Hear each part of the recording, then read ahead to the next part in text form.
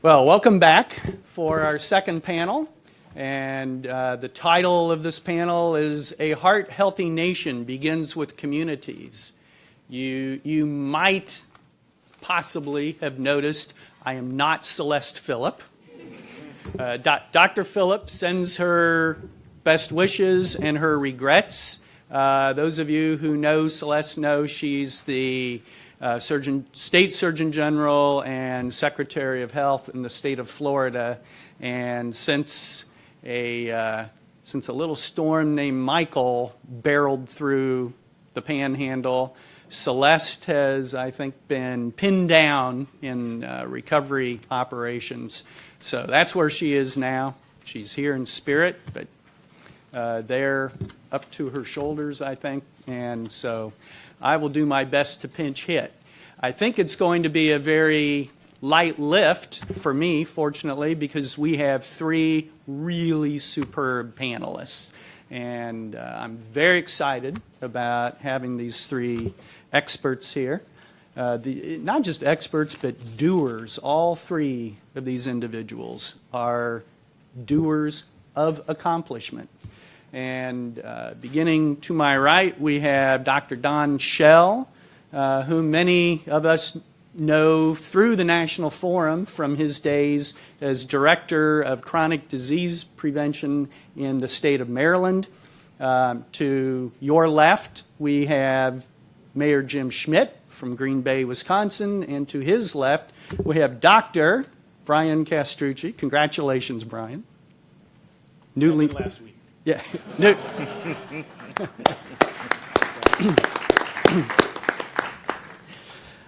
And we want to begin with Dr. Schell, talking a little bit about how health in the greater population affects national security, national defense. You may remember last year at this meeting when Surgeon General Adams talked about his three priorities.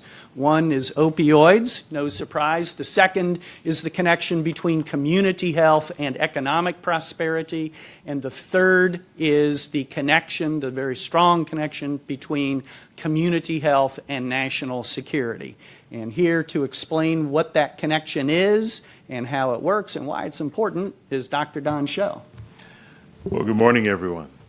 It's a joy to be with you. And the first thing I notice is that there are too many words after my name on that slide. I'm comparing it to everyone else, and so I have to try to, actually I can't change it or cut it down. It is what it is. But I'm greetings from the Office of the Assistant Secretary of Defense for Health Affairs, through Personnel and Readiness, through the Office of the Secretary of Defense, and it's a long word. So so it's critical for the military to be able to have enough individuals who meet the qualifications to join or to assess into the services. There was a recent study, and I'll just give my brief comments based on a study that was recently published by Dr. Bornstein, and also another co-author was Dr. Bruce Jones from the Army Public Health Center. And they looked at the states in which recruits came from into the Army. And they studied about 166,000 Army recruits. And they decided that they would look at the fitness level of those recruits, and the map now is there before you. They decided to look at the fitness level of the recruits. And fortunate or unfortunate or not, when you come into the Army boot camp, you're going to have your fitness level tested. And what the researchers did were to take matched controls from other individuals from across the states, and they compared all of the recruits from their cardiorespiratory fitness. And then using Army Public Health Center data, they also tracked the number of injuries that occurred. And what the researchers found was that there was a direct correlation between the cardiorespiratory fitness and training-related injury incidents. So what do you have before you? You have three colors, a bottom 25, a middle 50, and a top 25%. What the researchers found is that there was a statistically significant difference in the injury rate for individuals who came from those states with the darker bottom 25% color. the injury incidence rate was 22% for men and 28% for women from those states in the bottom 25% versus 6% for men and 10% for women in the top 25. And so particularly 10 states, Alabama, Arkansas, Florida, Georgia, Louisiana, Mississippi, North and South Carolina, Tennessee, and Texas produced male or female recruits who were significantly less fit and or more likely to become injured than recruits from other states. What the researchers controlled for and found was that race and BMI were not associated with the incidence of injury. And so we often find in our service members, if we use that population-based BMI tool, which we know is not a perfect tool, but you can't account for muscle mass, and you kind of need that sweet spot of aerobic fitness and muscular strength, and it's different across the services, what body type for what situation. But from this research that was found using fitness data from the individuals who came into boot camp and injury rates while they were there, those states in those darker colors, particularly Alabama, Arkansas, Florida, Louisiana, Mississippi, and Tennessee, were in the bottom quartile in both training-related injury and the lack of adequate fitness level. In order for the military to mount an appropriate response and to have the manpower needed to be ready, we have to have individuals who are coming to training with the appropriate level of fitness to qualify for service. And we appreciate the opportunity to partner to talk about the need to increase fitness levels and not preaching to the choir, but understanding the importance from a policy level, from a programmatic level, to take every opportunity available to increase the level of fitness of individuals who then may decide they want to join and serve their country, but they have to be prepared in advance to be able to do that. Thank you. And Don, where does physical activity in daily life fit into fitness of recruits? It's increasing physical activity levels, and for everyone, fitness is something different. But we don't have the capacity to measure VO2 max in everyone. But in a perfect world, we might. For the physiologists in the room, we might be able to look at aerobic capacity. But moving more is better, and according to acceptable guidelines, 150 minutes a week, less than 2 hours of screen time. Nutrition is important. And so we look at just how do we get people to move more and not less. In the Department of Defense, which the General Rob knows, you're tested on a regular basis. So you had to maintain a certain level of fitness. Well, even the generals had to maintain a certain level of fitness. So there's the expectation from an occupational perspective that movement is required to train so that you don't become a liability for someone else. Mm-hmm. And so from that perspective, we understand that moving, walking, whatever it is, just get up, get out, and the younger you are, the better and the easier it is before the diseases and the arthritis come into play to obtain the fitness and to maintain it. Thanks. And you just said, Dr. Rob? Sure. All the slides up. Why can you overlay where our recruits come from? So the recruits are coming from those states. And it's a great point because 51 to 52 or 53% of our recruits come from those states that are the darker colors. That's why it's important. That's why it's important. So the majority of our recruits come from those states, 11 states in the southeastern part of the U.S. And so 52, 53, I forget the exact number, but you kind of get the picture. Thank you. And just tacking on to that, how many 18 to 24-year-olds in the United States today are eligible for military service? What percentage? In total, you're looking in the 20s, 27, 28%. And so it's a small percentage that are eligible. And that eligibility is based on body composition, fitness, criminal behavior, substance abuse. And so of that 3 or 4 things, a lack of physical fitness is the biggest category. But of that 70-some-odd% that's not eligible, there are 3 particular reasons, all which may have some relationship to one another. But we're dealing with a small population that are eligible in the first place. And when they get to training camp, if they don't have the cardiorespiratory fitness, if you can pass the body comp to get in, once you get into training camp, then you have to pass the cardiorespiratory. And then if you come into boot camp out of shape and you are worked into shape, you're more likely to continue on a process of struggling with your weight and have an increased utilization of healthcare resources and an increased injury rate throughout your entire career. And so it's a liability because if you're injured, you're not available for deployment, you're not ready to deploy, you're less resilient, and it impacts national security for the lack of availability of staff. So Jim Schmidt, you face, in a lot of ways, and communities face many of the same issues. It's just that they touch many other aspects of daily life, many other facets of a community's resilience and vitality. So Dr. Schell said moving more is better.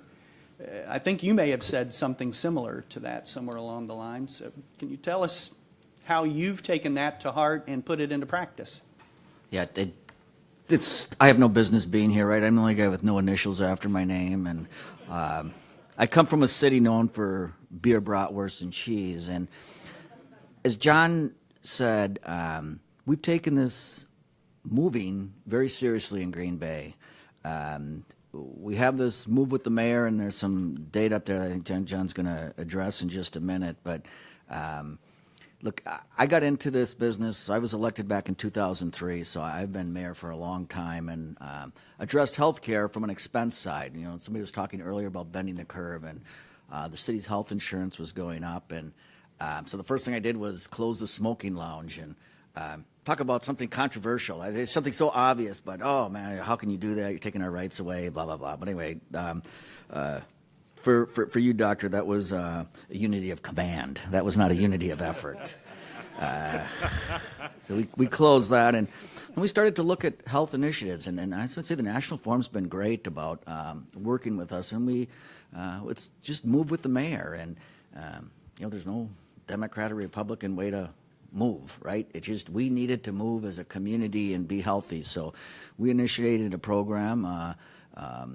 Every Wednesday at noon, I go for a walk in our downtown. We have a great downtown, and John's been there a couple times, and the bells ring at noon at the courthouse, and we go for about a 1.5 mile walk every Wednesday at noon. And not today, but we bring celebrities. We bring a Packer player. We bring the chief of police. We bring the Golden Apple Teacher of the Year, and have celebrities come. Sometimes a kid that's done something outstanding in school, and it's kind of obvious, right? I mean, we're hearing all these things. It's just obvious that you got to walk. I mean, somebody said 10 minutes a week. I mean, that's crazy.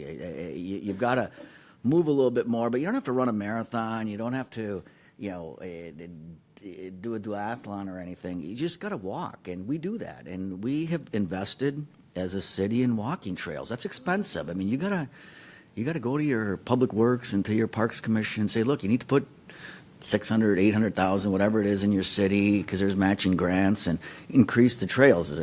And you need to have sidewalks, and you need to make it easy for people to walk. And then we've made it a priority. We have some incentives to walk as well, but just something that we're moving a little bit more in our city of Green Bay, and I think the numbers bear that out.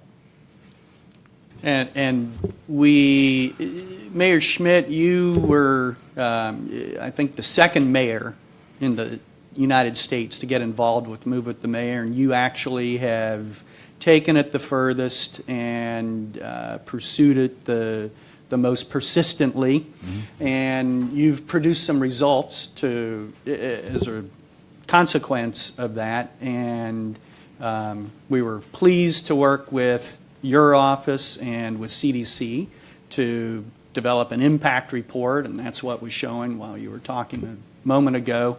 And we have copies of it that are being passed around, and I would commend it to your attention, because what Mayor Schmidt's leadership has sparked and the entire community has embraced has really bent the curve in an impressive way.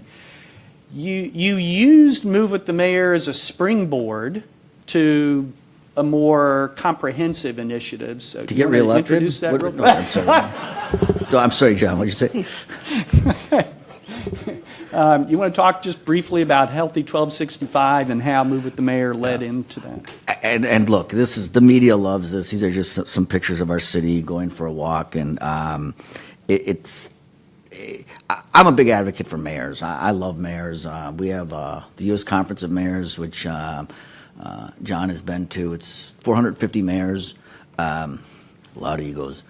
450 mayors, we get together, and I'm elected. I'm a director. There's 11 directors on that organization. And I really believe in mayors. I do. I think we can really set the tone. And so we started a program in Green Bay 6 years ago. It's called Health 1265. And like in this city, 1600 Pennsylvania Avenue, is the big address. In Green Bay, 1265 is the address of Lambeau Field, which is the home to the only team with 13 world champions. So we modeled something after the Green Bay Packers address, and if you get 1,265 points, we'll pay 90% of your health insurance. That's a lot, because it's about $16,000, $17,000 per family. And moving, getting your steps in, and we give them Fitbits and a number of other things, and if you walk with the mayor, you get double points. And we have an incentive program. Starts with an HRA, so everybody gets a health risk assessment. And whether you watch a video on or go to a cooking class, there's just a lot of ways to do it. It's hard to get to 1,265 points. I didn't even do it last year, but it's an incentive. And we've built a program around Health 1265 that's been very, very successful. It's really helped control our costs, and it's kind of fun. It's people are into it. Sometimes they share their scores. How many points did you get? Other people, keep it private. But it's a program that the city gives a lot of rewards and incentives to get. And if you don't get to 1265, it's not all or none, right? If you get to 900 points, you get so much. We have different levels of compensation for our insurance. But it's a program that's been very successful, and the National Forum has helped us with that, and so is our HR director, Joe Falds, and we're very proud of it, and it's working for the city. Great. Congratulations. Thanks. You said you believe in mayors and mayors' ability to get things done. I think the gentleman to your right does as well. Brian, the Beaumont Foundation is partnering with Kaiser on City Health, and I think I've kind of gotten the impression in some of our conversations that you think policy is an important tool in the population health arsenal. So can you share a little bit about how you in the Beaumont Foundation are doing this, and then how you think all of us in the different sectors can be addressing these connections between community health and economic prosperity and national security? Yeah, thanks, John. So, do you ever notice how any conversation you try to have about health quickly devolves into a conversation about pills and procedures instead of policies and partnerships? I watched my kids this weekend. They opened the spigot on my faucet outside, and they put a bucket down there to catch the water. And then the water started to overflow. And so they went and got more buckets. And then as that overflowed, they got more buckets. And finally, after watching them for a while, I went out, I just turned off the spigot. I'm policy. They're healthcare. We have spent 12, 13 years now debating ACA, value-based contracts, all these varying healthcare things. That's about dealing with the water coming out of the spigot. The only thing that can turn that off is policy. Policy is the prescription for better health in this country. We need to stop looking to labs for better health and start to look to legislatures. Not looking to clinics, but city councils. We need to make sure that our desire to now medicalize poverty and housing is stopped before it takes a good enough foothold that we're no longer defining the social determinants of health like we used to. Do we all remember, maybe if you remember back to like 2007-ish, like before the Berwick's triple aim came out, do you remember how we used to define population health? And then all of a sudden, it meant something totally different? The term was hijacked a bit. We are actively right now watching the term social determinants of health get hijacked by healthcare. we need to make sure that we differentiate between a social need and a social determinant. You can help someone in the ER. It's important to do this. It's very necessary to deal with their housing issue that night. That is a social need. It is not a social determinant. Because at the end of the day, you can refer folks over to the housing commission to get on a wait list for affordable housing that never comes in your community. That's the social determinant. You can feed me tonight, but how do I have food stability in my community? That's the question, and we're losing this. And so you look at the healthcare trades, Montefiore, gets 300% return on investment on addressing social determinants of health. No, it didn't. Do you know why? Social determinants of health can't have a return on investment. It's a social good. By definition, it cannot have a return on investment. There is no economic value that you can put immediately on a social determinants of health intervention. We continue, even in this conversation today, we continue to focus on the individual. How will you get healthy? How can we help you walk? You, sir, you had your stroke. You seem to have recovered well. You exercise. Where do you exercise? The why. Okay. What if I don't have a why? What if I can't get to a why? What if I get shot if I walk? So this is right. So we're talking about individuals, and we're totally taking away the community context. We are pushing this all onto medicine because our governments are failing to take responsibility for what they're there to do, which is make communities where people can thrive. And so what we've done at De Beaumont is we've created this thing called City Health. And it's cityhealth.org, real simple website. And we have 9 policies: restaurant grading, inclusionary zoning, paid sick leave, early pre-K, tobacco 21, complete streets, clean indoor air, food procurement, healthy vending, and alcohol zoning. And we looked at the 40 largest cities in the country and said, okay, how many of you have these policies, or have enough of them to get a bronze medal or a silver medal or a gold medal? You only need 5 of these policies to get a gold medal.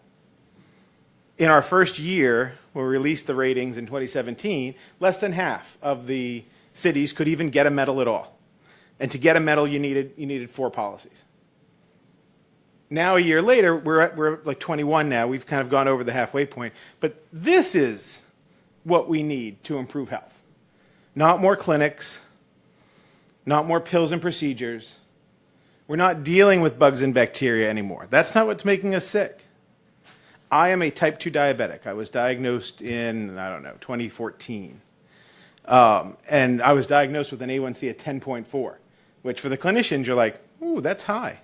We need to order some liver and kidney tests with A1C that high, as my provider did. 3 months later, my A1C was 6. Now, how was that? Because this culture has allowed me to get healthy by leveraging my privilege. Everything is constructed for me to be healthy. I get some people who deliver fruits and vegetables to my door every Thursday morning. My wife then says, I wonder what I'll do with these wonderful fruits and vegetables. And we cook and we have all these, meals, and it's lovely. And you know what? I can leave my office at 4 o'clock to get to the gym. My office actually pays for my gym membership. The entire experience that I have with my culture is there to let me be healthy. That is not the universal experience in the U.S. Health is a luxury item. And if we're looking to healthcare to solve that problem, we're looking in the wrong place. I am thrilled that healthcare is addressing the social needs of their patients. They have an economic interest to do so, and I'm glad they're doing it. But if we allow that activity and our focus on individuals to obfuscate the real resolve that we need to change the policies in our communities, in our nation, we will not get healthier. You cannot be healthy in a community that does not support it, no matter how hard you try as an individual. Because if there is no place to exercise, and there is no place to get healthy food, and the air is bad, and the water is bad, what am I going to do? And there are alcohol ads on every corner, and liquor stores at every corner. You want to destroy a community? Put 2 alcohol outlets that stay open until 3 in the morning right next to each other. You'll destroy any community like that. We can stop that. We can do it through policy. It's not clinicians. It's city council members. It's mayors. It's not medical. And until we get our brains around that, we are not moving forward. And we can talk all we want, but at the end of the day, our communities in this country are making us sick, and that's what needs to stop. So Brian, you're talking about policy. You're also touching on changing social norms. Miriam, can you go back 3 slides, I think? You're also talking about social norms, and clearly the two are intertwined. But one more, please. Your Honor, if you look up at the top left there, let's talk about, just briefly, changing social norms and creating habits. What have you done that's represented there in the top left, and then what's been the spillover effect of that? So as a mayor, all we do is meetings. We have meetings. It's just, that's what we do. And the people who come into our office, when they come in, that is the most important thing to them when they walk. I tell us to my chief of staff, to our staff, when they come in, and they might come in with an issue on something that may not be that important to our group, but that is the most important thing in their world, and we need to make that the most important thing in our world. So sometimes our office can get a little bit stale, and we're in there, 9 hours a day. So we've gone to these walking meetings, and again, we've made a huge investment in our downtown, the city deck, bridge lighting. A lot of mayors and cities are trying to do that. So we'll go for a meeting. Like if you'd come in to see me and say, "Look, I want to talk to you about city infrastructure," instead of sitting around this conference table, and I'd say, "Look, let's go for a walk." And it's just been very productive. And we have a lot of these. I walk with my chief of staff, and she enjoys that. I mean, you have to be sensitive, with the high heels and that. But if they've got the right shoes on, or guys come in with, they may not want to walk with their $300 shoes, but if I say to them, "Look, you want to walk and talk about this?" And most of them say yes. So we've done that. And then, mayors, we're not in that distance from our employees, but some of them are. And so we have a lot of these walking meetings with me at the Department of Public Works garage, at the Transit garage, at the Parks Department, and they like that. It gives them a chance to talk to me about things they like and maybe some things they're concerned about. So, that's just a little bit of a social thing that, if we can do 100 of these, or, it's a little easier in Green Bay in the summer than it is in the winter, but we sure capitalize on that. And, thanks for you for helping us promote this. And it's something that we're kind of getting known for, walking meetings. Great. Dr. Thompson's counterpart in the Division of Nutrition, Physical Activity, and Obesity at CDC, Ruth Peterson, talks all the time about our collective need to reach the people who don't have Fitbits, who don't have wearable devices, because we know they already get it, right? And they're already moving. We get it here, but it's reaching beyond. And so we had that picture that you sent us a couple of moments ago with the group. The pictures, when you send them along from your walks, that I get most excited about, Mayor, are the ones that show you with, like, the Public Works employees who are out walking in their steel-toed boots before a shift or something like that. And it's a real demonstration that you don't have to have special clothes. You don't have to have a gym membership. You don't have to dedicate half a day to get out and exercise. I think you've shown them, you can build it into your daily routine. I look pretty good next to some of those guys. They're getting on it. We let them walk on company time. I mean, I'm sure somebody in this room has data to show the absenteeism or how they're more productive if they go for a 20-minute walk. So we pay for that. It's not really before work. We'll do it right when they get to work at 7 o'clock. I'll meet them there, and we'll go for, 20-minute walk, 25-minute walk. But look, the cost to the city, and there's still people who raise hell about that. "Oh, no, Mayor, what are you doing paying these guys for walking?" And yeah, we are. We are, because they're going to be healthier. The city's going to be more productive. It's going to bend our costs on health care. So, if you look there, the bottom center, it is changing your health Yeah, costs. it is. And it's a culture, too. I think that's important that, we measure this and there's data out there, but mayors and just, I know we're here from all parts of the United States, it is really, really competitive out there to get talent. I said this last night. I mean, to get educated people, engineers, to get these 26-year-olds to live in Green Bay, it's tough. We've got jobs available, but and they like to be part of a healthy culture. So it's not the only thing. They want their farmers markets and they want different housing, and salary's an important part of it. But you can't lose with being a healthier culture. There's just so many benefits to it, and we're downtown, right? They see us walking, and they'll see 50 people out walking. They think that's cool. Now, whether they join us or not, but that's led to kayaking and a bunch of other things that we do. But our city has really changed in the last, it takes some. It's not just me, but the culture of our city is changing, and I think that's going to pay big dividends as it gets more and more competitive to get talent in our city. Great, thank you, Dr. Schell. You talked about the fact that somewhere south of 3 in 10 18 to 24-year-olds are eligible for military service. I think I've heard there's another dimension to this, which is that not all military personnel live on post or on base. And then there's also our increasing reliance on reserve and guard personnel.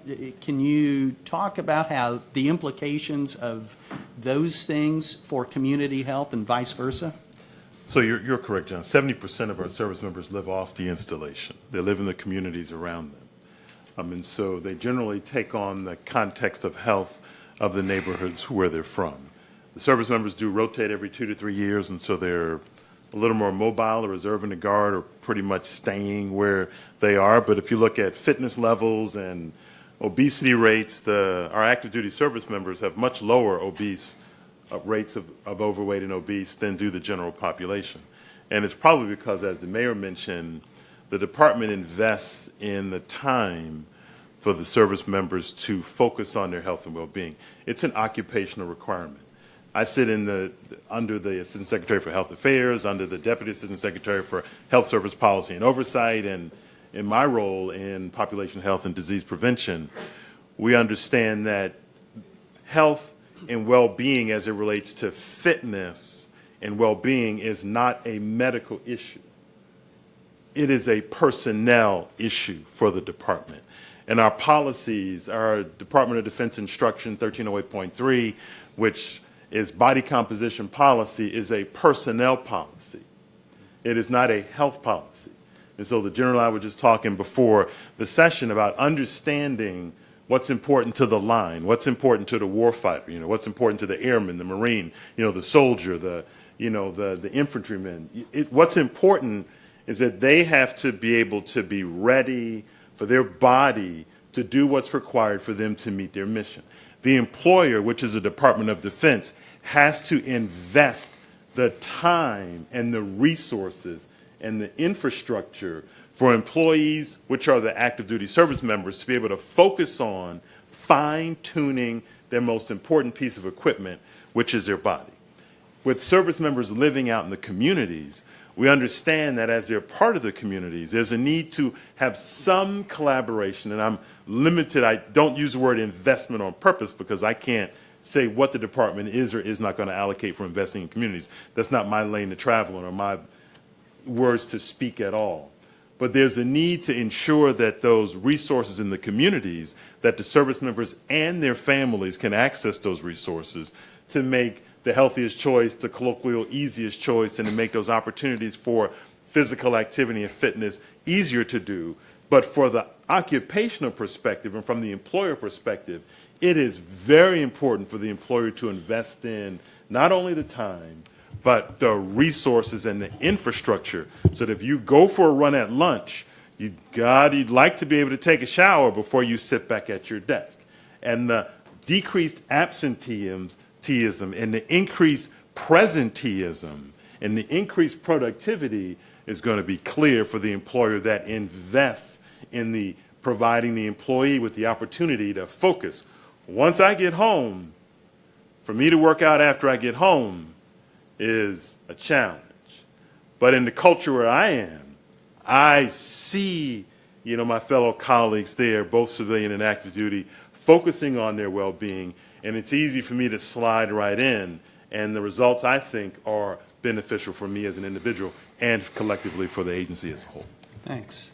Brian, with 70% of military personnel living in civilian communities, and then the staggering numbers of people who are ineligible for service, young people, if they lived in a gold medal health city, what would the implications of that be for national security?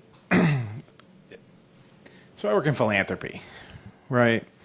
And one of the fun parts about being in philanthropy is one of the responsibilities is you can pretty much speak truth to power without consequence. You aren't going to cut my funding. The mayor's not going to yell at me. This mayor might. But I don't have a mayor that I report to who's going to yell at me or a governor who's going to fire me. So bottom line, if we want healthy, active military and active civilian, take a piece of the Defense Department budget and put it into communities. Do the actual, let's put our money where our mouth is. We buy tanks, but we don't build walking trails. This administration could rectify this problem, could make a huge step if it just put its money with its priorities. And that's what we have. So again, we can't, we need you to work out at lunch, or we need you to do that. No, we need to buy 2 less bombers and put all of that money into community development. And make sure we have housing stock, and make sure that we have walking trails, and make sure that you have a place to exercise, to eat healthy. We can't assume that this is just going to happen, right? And I think the mayor said it best. He said, we have a lovely downtown. You shut down the smoking lounges. You did a lot before you ever got here, and you made it so that you could get here. But what happens if we don't have that good downtown? And then even worse, what happens when that good downtown moves the people who are vulnerable out further? So I live 14 miles from my office, and it takes me 45 minutes to get home. My receptionist takes her 2.5 hours to get home. So in that more than 2.5 hours, do you know what I do? I make dinner for my kids, and we read together, and I go over their homework with them. While I'm going over their homework, she's still sitting in traffic. While I'm making dinner, she's still sitting in traffic. So when she gets home now at 7:30, what's left of her night with her kids? What are her food options? That's where things like inclusionary zoning help us mediate these disparities. We're creating these disparities by gentrifying our communities.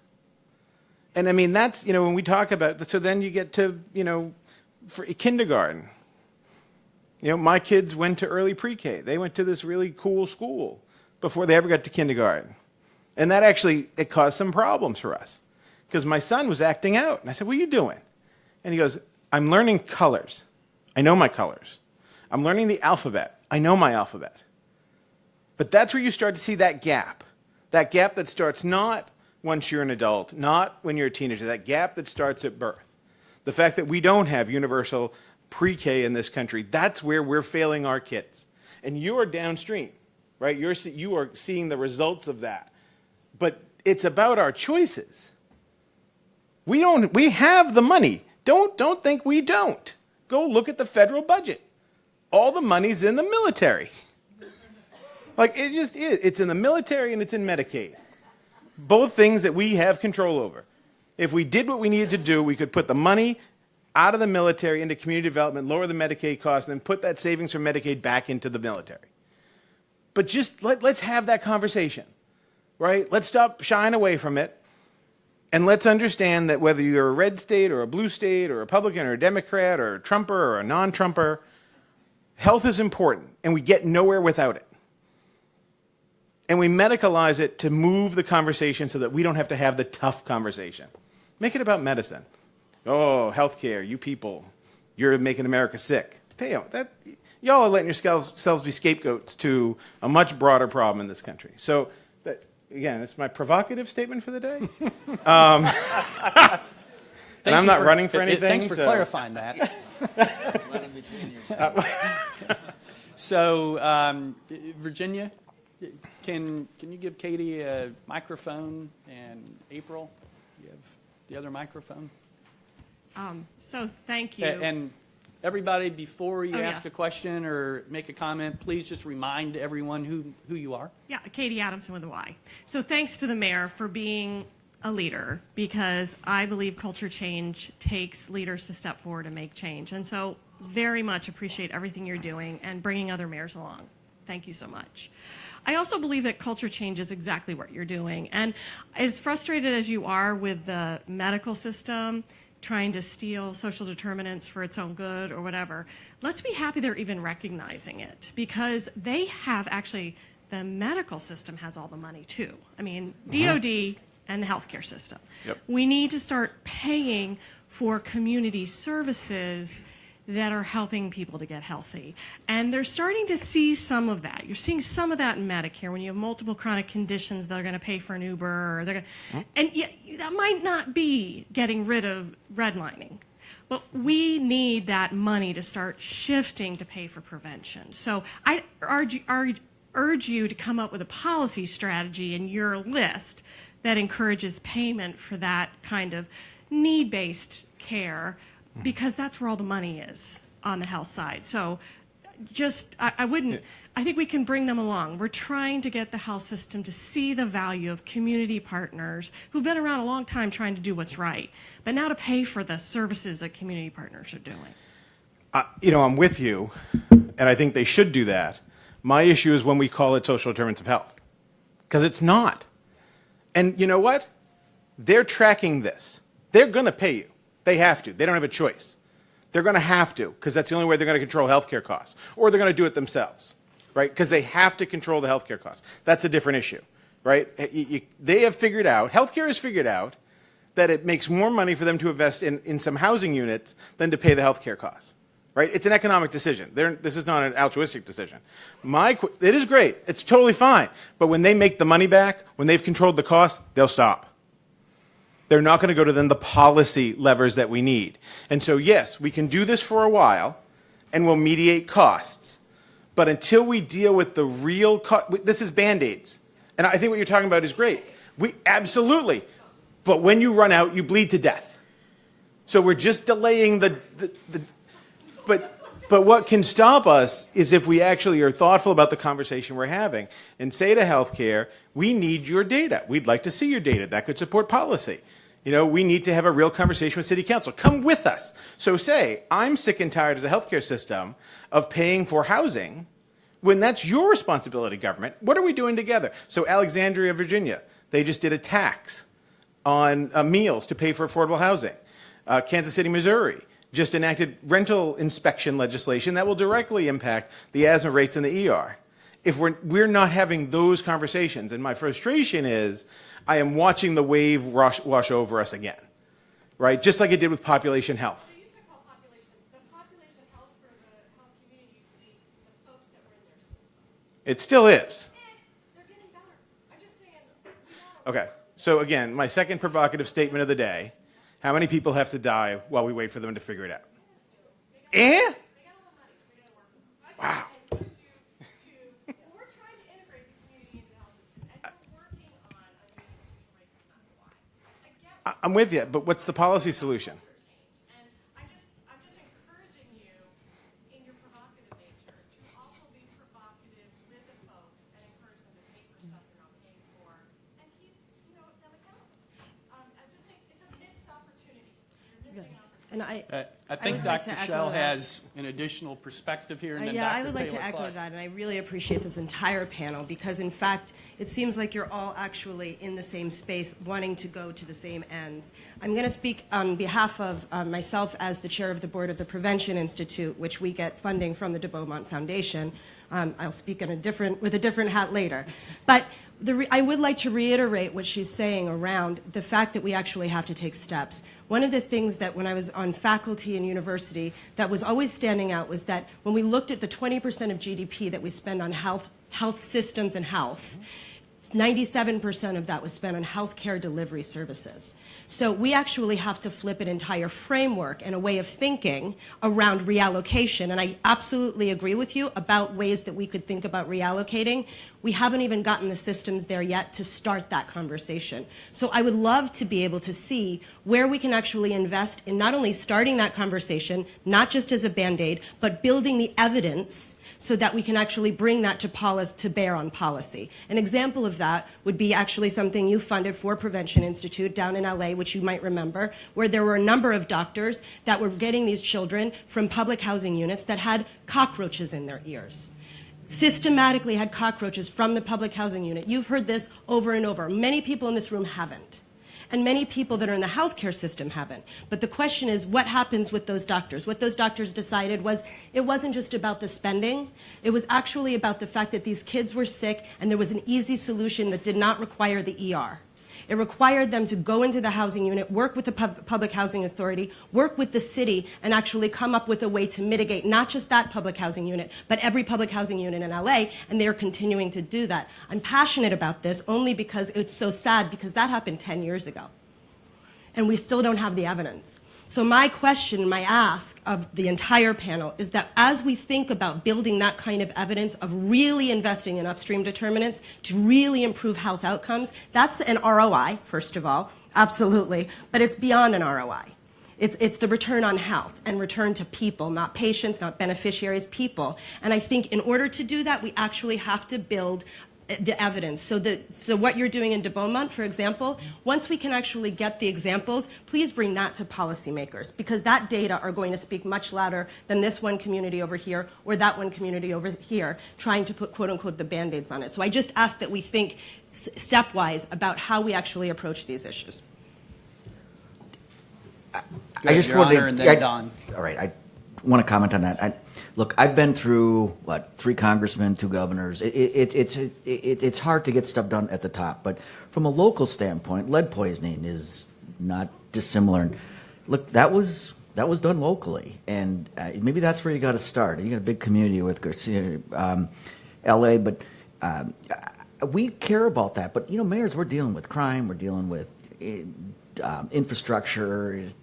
And you've got to make this a priority. But if you'd come in and say, hey, look, this needs to be done through your public health department, I think they'll do it. And we're kind of talking here some grandiose things. And I'm just on the boots, on the ground with the boots, 100,000 people is all we have in our city. But if I set the priority, it's going to happen. And I would just encourage you to start small maybe. And you seem very passionate about that. But maybe you just got to go into the mayor's office and say, I ain't leaving until we get this, I want their recipients to all come with all of their evidence. So not just the mayor's offices, but to the state level legislatures and then to the federal government to bring to bear that data and that evidence to show that this kind of stuff works.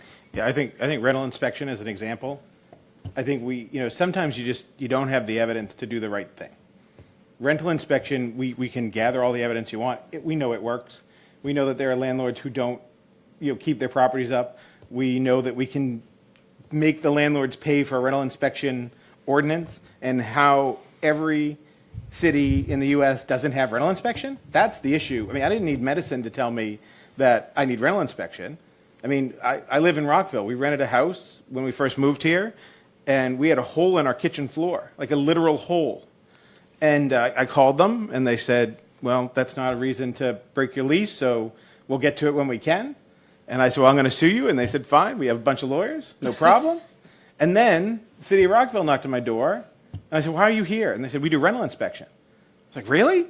Let me show you this hole in the floor. That was fixed yesterday, the next day. So now what I could have done is I could have paid out the lease, right, if I really wanted to, because I have the privilege to do that.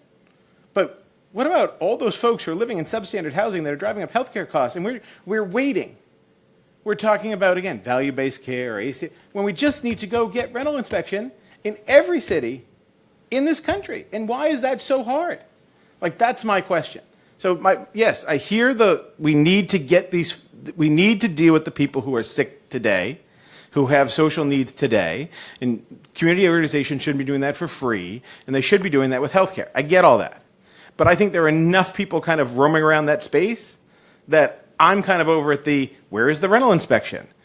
Where is the fact that there are people who don't have paid sick leave? Like, how are we living in the U.S. and you don't have paid sick leave? And yet we tell everybody, okay, so when you're sick, do social isolation. Little asterisk, social isolation may lead that you cannot feed your family or pay your rent that month. But you should do that. It's better for the country. It's better for the people.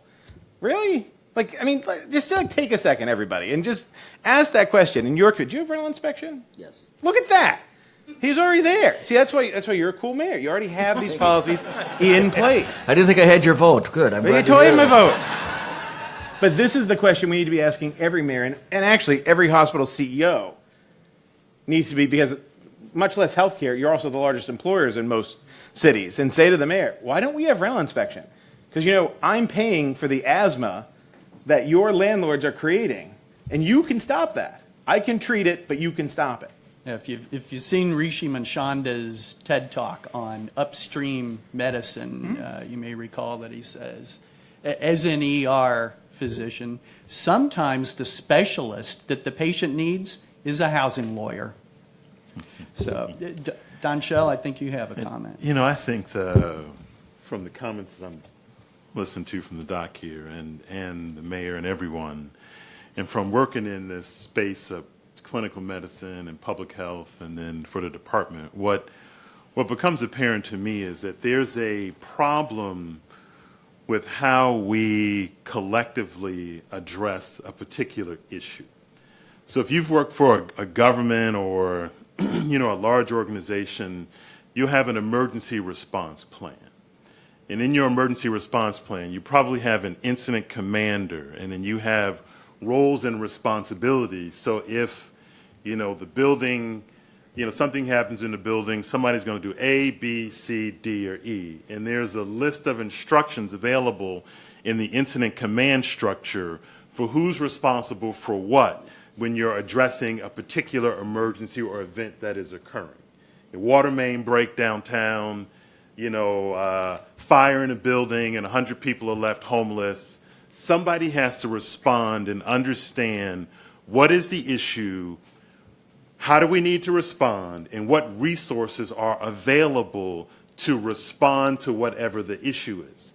When we're talking about health and well-being and insect infestations and housing and food, there is no incident command infrastructure outside of our elected officials who would be responsible for knowing what is happening and what resources can work collectively together, not putting everyone in silos and kind of, pointing the finger of who's not doing something, but looking at the problem, understanding where the solution is, and then applying the resources to respond to the problem, and then following up and working together for as long as it takes for the situation to resolve.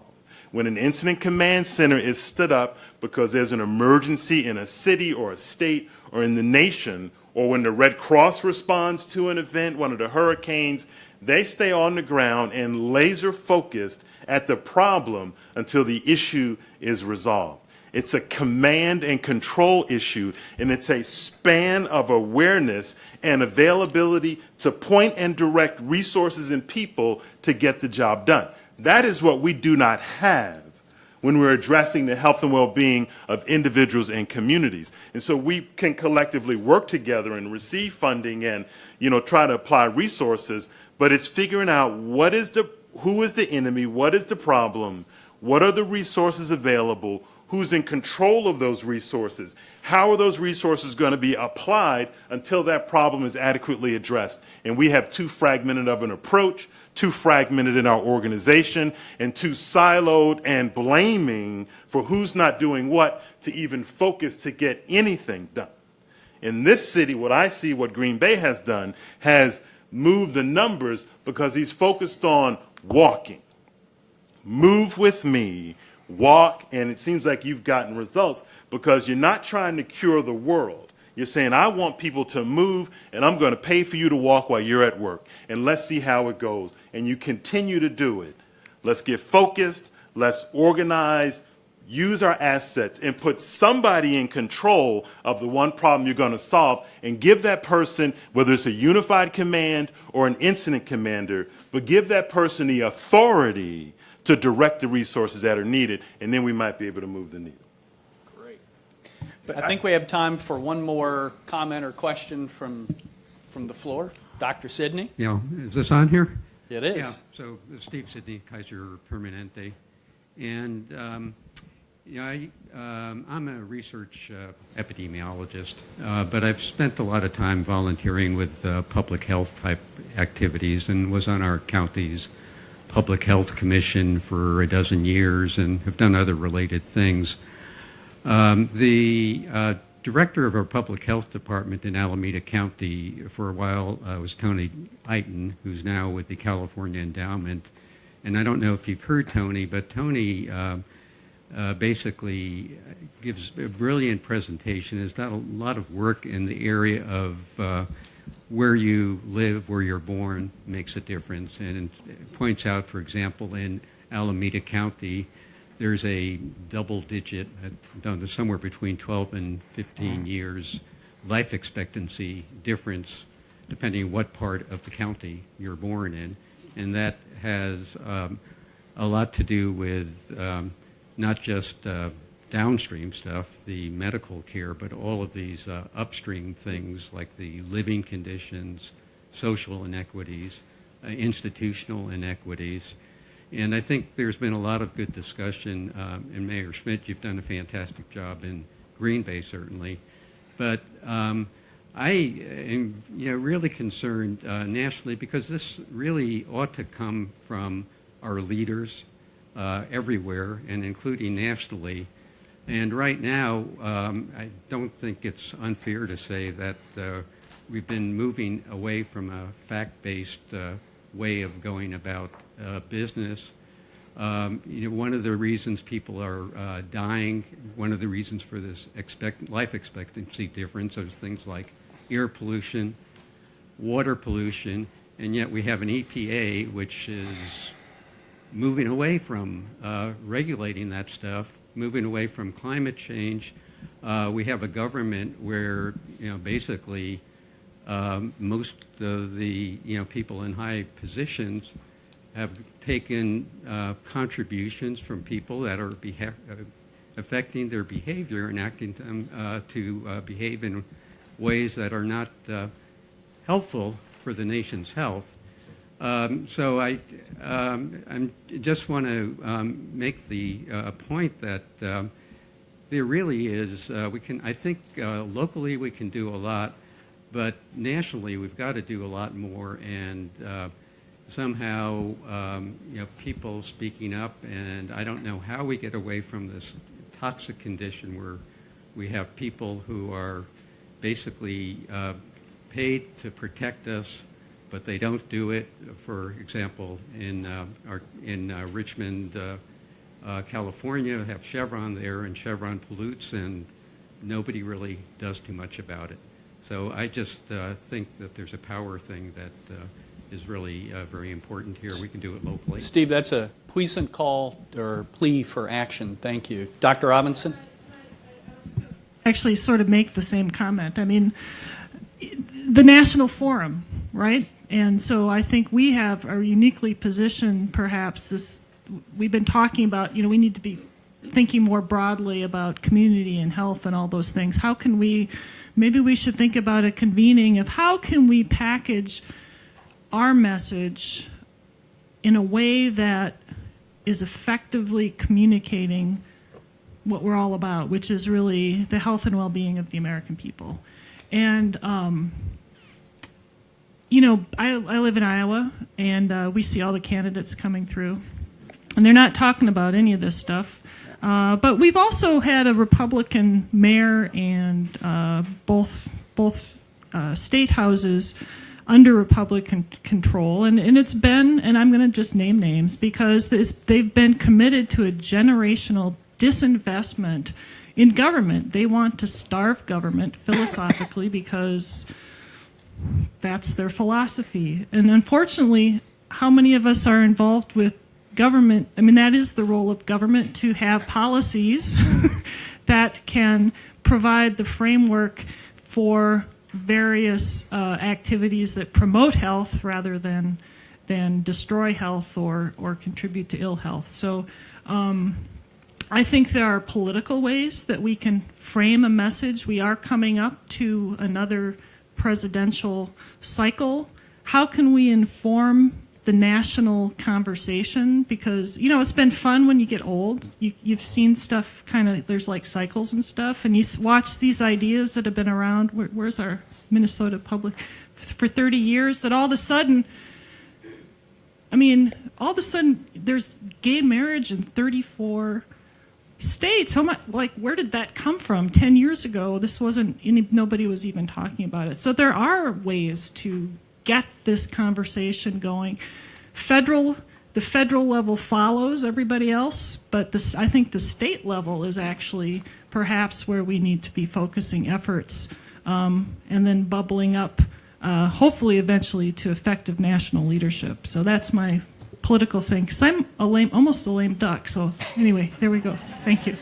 And thank you for that comment, Jennifer. One of the reasons why the National Forum last year we began highlighting this connection between community health and national security is because we see it as a way of broadening the base of community and I mean that small c, and political support for addressing population health, for investing in the kinds of things that cause good health or cause bad health. And I think we all have struggled. Someone mentioned in a comment, might have been Katie, that 93 cents or 97 cents out of every dollar goes into treatment, not into the things that lead to good health or keeping people healthy in the first place. To change that, we need to change the discourse, and we need to have broader support. I mean, we've all been gnashing our teeth about that for years, but we need to shift the dialogue, and Dr. Jones is going to tell us how, and then we'll finish up. Hi, Warren Jones, and thanks, John, no pressure. Basically, I wanted to say two things to us. First of all, many times we get stuck in the conundrum of, is what we're looking to do politics or policy? And I'd ask that we take our eyes off of the politics and look at the policy. And here's why. When you take what you have to do, Mr. Secretary, in the military, and what you have to do, Mr. Mayor, in your community, you enact meaningful changes at the local level that have a significant impact. There's no politician around that will walk around, that will drive around and see people walking in your community and not recognize that that's something that needs to be promoted. You have influenced policy without getting into politics. You can challenge individuals to change their politics by making sure that policy works. How? By making sure that we as national leaders go back and enable people to make change at a local level. Help them to arm themselves with the resources they need. Teach them how to get the kind of data that will make a difference. And we make a change at the county level, city level, the county level, the state level. It takes a moment, but that's the way we have a sustainable movement. And the last thing I'll share with you is that having served 28 and a half years in the military, I'm concerned that not only do we have difficulty accessing people in the military, there are those that survive 181 days and then can't stay. Then it becomes service connected, and then they clog up our VA system later on. We've got a problem that we need to make sure that our communities are healthy, not only for the people in uniform, but those that have been in uniform, and to take care of everything and give us the kinds of opportunities we need to provide for a healthy community. So thank you. Thank you, Dr. Jones. Thank you, everyone, for some really great comments, great interaction. I think it's added a lot. Katie, Kaylon, Steve, just a little bit of passion came through there. So thank you for sharing that. I think the passion's what brings us together. I know I've piled up about 3 or 4 demerits here from Julie Harville, who does such a great job of keeping us on track.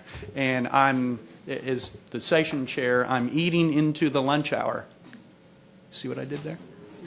So I want to close with just one quick question for Mayor Schmidt, and I know he's on TV all the time, so he's really good at 15-second answers. But going back to Steve Sidney's comment about the difference that Tony Eiten highlighted in lifespan from one neighborhood to another within the same city, you talked a little bit earlier about how competitive mayors are with one another.